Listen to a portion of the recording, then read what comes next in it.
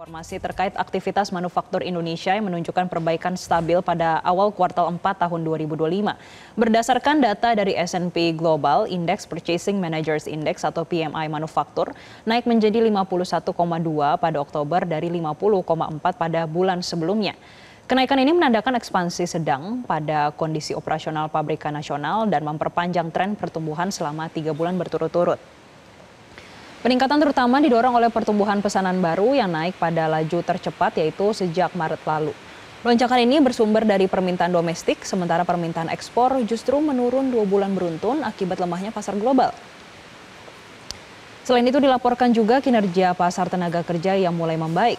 Jumlah tenaga kerja meningkat 3 bulan berturut-turut pada bulan Oktober, mencatat laju tercepat dalam 5 bulan terakhir. Namun tekanan biaya produksi meningkat tajam, laju inflasi harga input mencapai level tertinggi dalam 8 bulan terakhir, terutama akibat naiknya harga bahan baku. Akibatnya banyak perusahaan memilih menaikkan harga jual secara terbatas demi menjaga daya saing di pasar dan di tengah laporan aktivitas pembelian yang tumbuh moderat selama 3 bulan beruntun. Pemirsa, S&P Global mencatat PMI manufaktur Indonesia pada bulan Oktober ekspansif di level 51,2, naik dari posisi di bulan September sebesar 50,4. Lalu apakah angka ini menunjukkan optimisme di dunia usaha?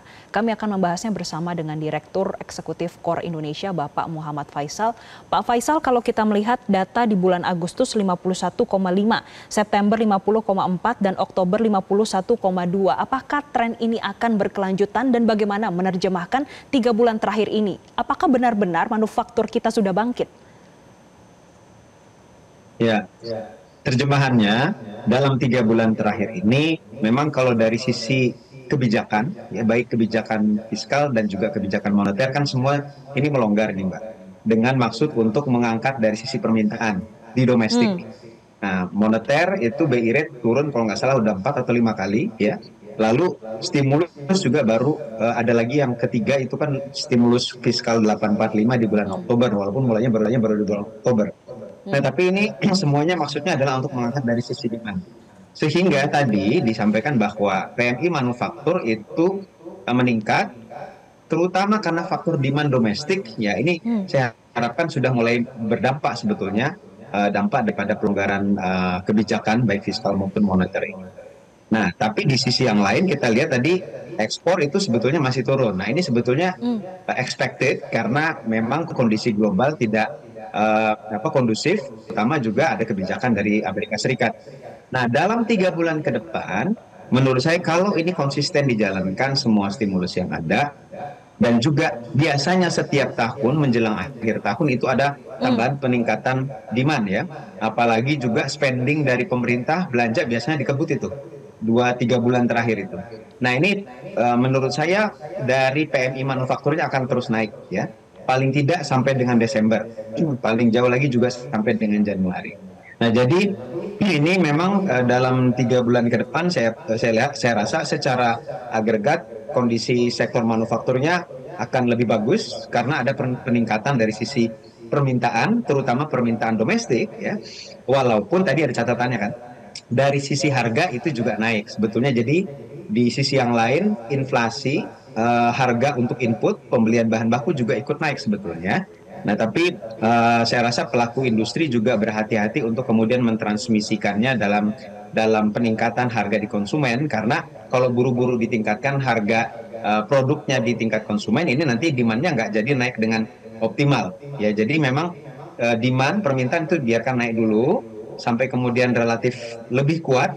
Nah, kalau kemudian kenaikan harga di tingkat bahan baku ini sudah terlalu tinggi, ya ini sedikit-sedikit bisa ditransmisikan gitu. Saya pikir begitu.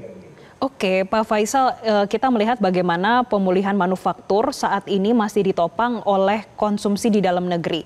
Dan di satu sisi kita juga melihat permintaan di global belum pulih. Selama ini Pak, untuk PMI manufaktur kita dan kondisi manufaktur kita di dalam negeri, sebetulnya porsinya berapa besar sih konsumsi di dalam negeri dan juga ekspor? Dan melihat permintaan dari luar negeri yang juga masih melemah.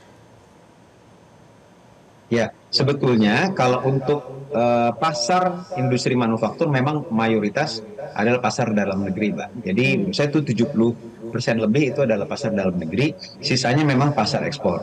Nah, cuma kalau kita melihat antar jenis manufaktur, memang ada manufaktur yang dia lebih bergantung pada pasar dalam negeri, ada juga yang cukup besar bergantungnya pada pasar ekspor.